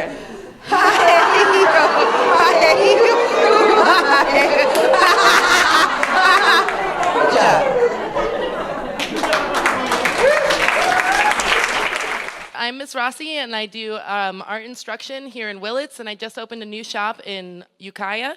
It's across from the Mendocino Ballet, and I teach all ages of people from my buddy and me little tiny baby classes to teens, preteens, adults. We don't have any wine, I'm sorry, but we do have art, and we do have a unique experience for everybody where we keep up with you and you keep up with us, and we work together to work it out. I'm also teaching in the schools, and we are recruiting for our summer teen camps also. We had to cancel the one in Willits because we didn't get enough attendees. So next year, we'll make it strong, and I'll advertise earlier.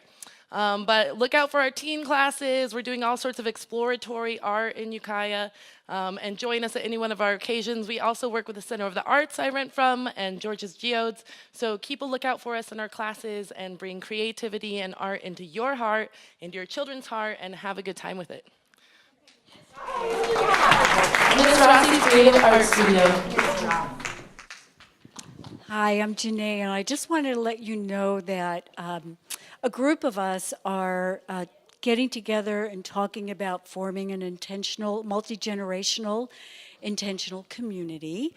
And we're just at the formation stages at this point. If anybody is curious, would like to know more about it, please get in touch, and I'd be happy to give you more details. Out by the Tower Garden, there's a table, and my cards are on there, so grab a card and email me or text me, and I can give you a little bit more of what the vision is about. And there is a little bit of a homework assignment, reading a book called Creating a Life Together before we meet. So thank you. Hi, everybody. I'm Monica, Midwife Monica. I'll just do a plug for our radio show that we do here at the Grange on KLG 97.9. Baby Talk is the show, and Mama J, Janine Johnson, who is also the caterer, she and I co-host. So we share birth stories and women's health and empowerment and even financial health. So if you are interested in being interviewed, come and share your knowledge. It now airs twice weekly on Thursdays and Sundays from 11 to 12, and we do a live show twice a month, but it airs every week now. Hi there, I'm Suzanne. On that back table over there are free books and 3 free CDs, and they're heavy to bring in, so I don't want to take them back into my car, so please feel free to grab free books. They're on tarot and numerology. Thanks. Hi, Hi, my name's Sarah. I don't know most of you. I know Marjo. I grew up in Covelo, and I recently moved back with my family. I'm a certified birth doula and a lactation specialist and event coordinator. I recently did a community baby shower and family resource fair in Covelo, and we gave away tons of free baby clothes. We got donated, lots of free samples and information about different all things pregnancy, birth, parenting. And I'd like to connect the southern Humboldt to like northern Sonoma County along the 101 strip with birth workers, all of you lovely ladies here with everything you offer. So come find me, give me your card if you'd like to be contacted when I have more details. Thanks. Just wanted to remind you what I said when we started that song together, is that if you love singing and want to sing with a group of women, the Ukiah, it's called Inland Valley Women's Chorus. Over the summer, we have potluck song circles about every 2 to 3 weeks, and it's a great time to get to know the women and some of the songs. And then starting in September, we'll have regular Tuesday evening rehearsals. And I'm listed in the phone book, if there's such a thing as a phone book, or mstrong@willitsonline.com. If you want to carpool with me, let me know, or see me today. I just want to say Cotton Dandy's whole deal is to kind of give some music that we can all share, but then to hoe down together. So the whole idea is to try to get kids and adults to have this fun, joyful hoedown thing that we can learn, where the one beat is together and we can sing the songs together and barbecue and I don't know, all of it.